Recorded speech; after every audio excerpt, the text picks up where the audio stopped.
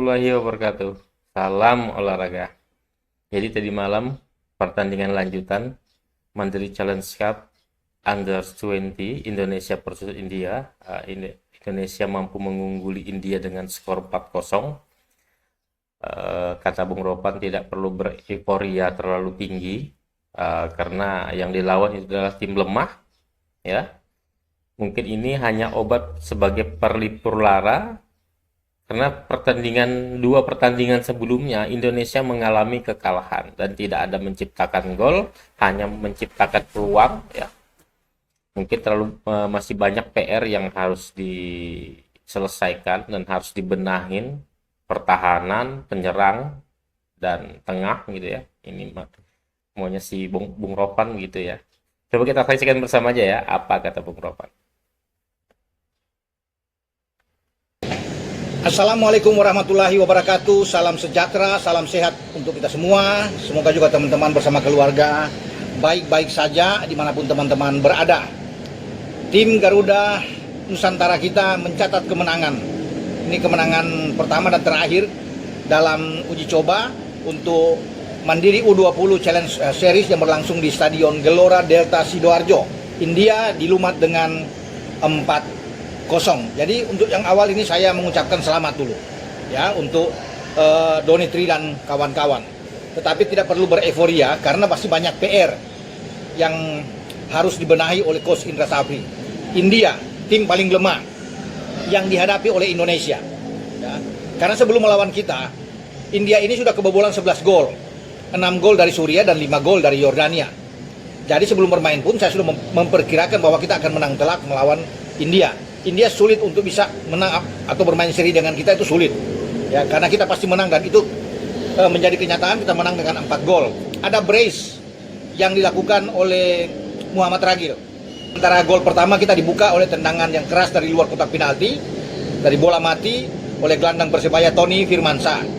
Gol penutup dibuat oleh Iqbal Dwi Yangge. Sebenarnya kita banyak peluang ya yang harus kita dapatkan untuk bisa membobolkan gawang India, tetapi finishingnya lemah, kurang. Apalagi kalau kita bicara dengan Jens Raven.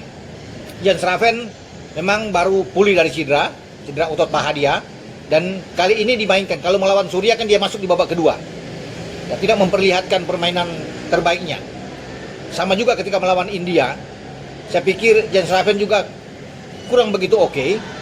Banyak peluang yang didapat oleh Jens Raven, ada 2-3 peluang bersih untuk mencetak gol, tapi tidak bisa dikonversi menjadi gol untuk Indonesia. Ya, kita harus bisa menerima ini karena dia baru sembuh dari cedera. Ya, jadi selamat karena dia tidak cedera. Karena bahaya bagi Jens Raven kalau dia mengalami cedera lagi melawan India, itu terancam tidak bisa bermain di Piala Asia, di mana kita akan bertarung di kota Shenzhen, Cina, menghadapi Iran dalam pertandingan pertama 13 Februari yang akan datang. Kemudian kita akan menghadapi Uzbek dan terakhir menghadapi Yaman di grup C. Ini grup yang keras bagi kita. Ada renungan ya yang bisa dilihat oleh tim kepelatihan yang dikomandai oleh Indra Safri.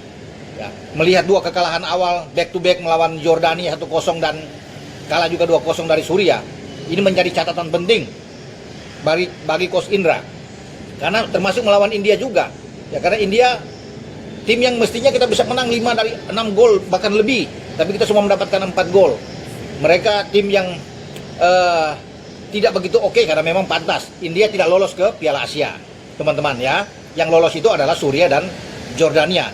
Ya, karena Suriah itu berada di grup D, Jordania ada di grup B, kita yang di grup C. Namun kemenangan ini pun saya pikir bisa menjadi semacam ya menghibur lah buat kita ya. Daripada kita tidak mendapatkan hasil apa-apa, tapi kita bisa memenangkan, bersyukur. Kita patut syukuri. Ya, semoga anak-anak lebih baik lagi. Itu harapan kita semua untuk bisa mereka melangkah ke Cina. Tapi sekali lagi, kalau melihat permainan kita melawan tim yang lebih kuat seperti Yordania dan Suriah, ini memang ada rasa was-was juga. Apakah tim kita ini bisa mengalahkan Iran? Iran tuh levelnya lebih bagus dari Suriah dan Jordania. Apalagi bicara dengan Uzbekistan. Karena Uzbek itu juara bertahan di U20.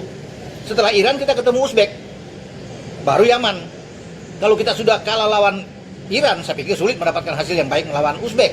Kalau kita imbang aja itu sudah oke. Apalagi kalau kita menang, itu luar biasa. Memang kita harus menang untuk bisa membuka peluang menang melawan Iran. Tidak gampang untuk bisa mengalahkan Iran kalau kita bermain seperti lawan Suria atau lawan Jordania. Kelas Iran itu di atas Suria, ya, di atas Jordania. Mereka tim yang bagus, tim senior, tim junior mereka tuh bagus kalau bicara di tingkat Asia, apalagi Uzbek. Ya, makanya kalau kita menang itu bonus yang luar biasa. Imbang aja udah bagus buat kita. Agar pemain-pemain kita ini melangkah pertandingan melawan Uzbek itu lebih pede. Kalau kita kalah ya secara mental kita akan jatuh. Apalagi lawan kita adalah Uzbek. Ya, dan tidak ada harapan, saya pikir sulit, kecil harapan kita kalau kita kalah melawan Iran. Kita kan sedang membidik. Ya, bagi Coach Indra kan mengatakan bahwa dia akan bisa membawa tim ini untuk ke 4 besar. Tidak gampang untuk bisa ke sana. Ya, karena kalau sudah 4 besar, sudah berbicara di Piala Dunia di Chili 2025. Untuk ke sana itu perjuangannya berat. Kita harus lewat fase dulu di grup yang sangat keras ini. Ya, makanya saya bilang, kita tidak boleh kalah melawan Iran kalau masih ingin punya harapan. Karena Uzbek sudah menanti di pertandingan kedua. Semoga apa yang kita dapatkan melawan India ini bisa anak-anak ya bisa mampu ya mengambil hikmahnya dalam pertandingan ini agar mereka lebih yakin lagi. Karena besok akan balik ke Jakarta untuk sampai tanggal 8, kemudian berangkat ke Shenzhen untuk Cina. Jadi mereka berangkat ini dengan enak lah. Meskipun India saya katakan adalah tim yang paling lemah. Wajar kalau kita bisa menang dengan 4-0, bahkan mungkin bisa lebih. Bisa 6-7 gol yang kita bisa dapatkan. Jika semua diselesaikan dengan baik untuk semua peluang yang tercipta. Tapi harus dicatat. Saya pikir ini evaluasi terus bagi Indra Safri. Itu saya bilang tadi di awal, ini PR masih banyak. Ya, passing kita, kerja sama tim, build up serangan dari bawah, itu belum terlihat ya. Yang baik kerjasamanya, yang masih bola-bola masih banyak hilang. Tapi apapun itu kita bersyukur ya untuk Donitri dan kawan-kawan karena kita tidak kebobolan melawan India untuk pertandingan terakhir di Mandiri U20 Challenge Series ini. Ya, kita tetap berharap banyak ya, semoga anak-anak ini performanya lebih meningkat di saat menghadapi Iran dan Uzbek bersama dengan Yaman. Meskipun saya bilangkan di awal ini tidak gampang, ini pertandingan berat yang harus dilalui oleh Donitri dan kawan-kawan. Memang ada yang mengatakan bahwa dalam sepak bola tidak ada yang tak mungkin. Oke. Tetapi kita harus baik. Performa kita harus langsung oke ya, karena ingat Iran dan Uzbek. Yaman aja kita sulit mengalahkan ketika datang di kualifikasi di Stadion Madia. Itu pun hanya draw dengan Yaman. Nah, ini kan bisa menjadi acuan sebenarnya melihat.